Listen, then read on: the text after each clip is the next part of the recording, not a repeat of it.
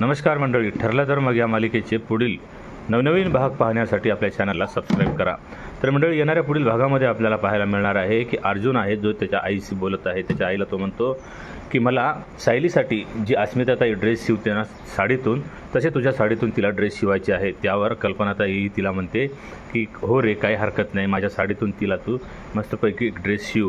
पण त्यावर अर्जुन म्हणतो की आई, तू हे सायलीला सांगू नको, मला तिला सरप्राईज द्यायचं आहे। त्यानंतर कल्पनाताई म्हणतात मी नाही सांगणार, तू माझी साडी घेऊन जा आणि तिच्यासाठी एक छानपैकी ड्रेस शिवून घेऊन ये। इकडं तो आता अर्जुन सायलीसाठी ड्रेस शिवण्यासाठी टेलरकडे जातो आणि तो जातो त्याच लोखंडे टेलरकडे। त्याला माहीत नसते की ते टेलर जे आहे ह्या प्रियाचे आईवडील आहेत आणि तो तिथं गेल्याच्यानंतर टेलरशी बोलतो। टेलर म्हणतो की बोला साहेब, मी लेडीज टेलर आहे पण मी कधी कधी जेंट्सचे सुद्धा ड्रेस शिवतो। तेव्हा अर्जुन म्हणतो की नाही, मला माझा ड्रेस नाही, मला माझ्या पत्नीसाठी एक ड्रेस शिवायचा आहे। त्यासाठी तो टेलरशी बोलतो। त्यानंतर तो टेलर देखील त्याला होकार देतो की मी हे ड्रेस शिवून देईन। आणि तेव्हाच मग अर्जुनचं लक्ष जाते फोटोवर। तिथं फोटो लावलेला आहे आणि त्या फोटोमध्ये बालपणीची जी सायली आहे तिचा फोटो आहे। आता अर्जुनला हे न कळत अर्जुन तिथं पोचलेला होता, पण आता अर्जुनला कळालं की हे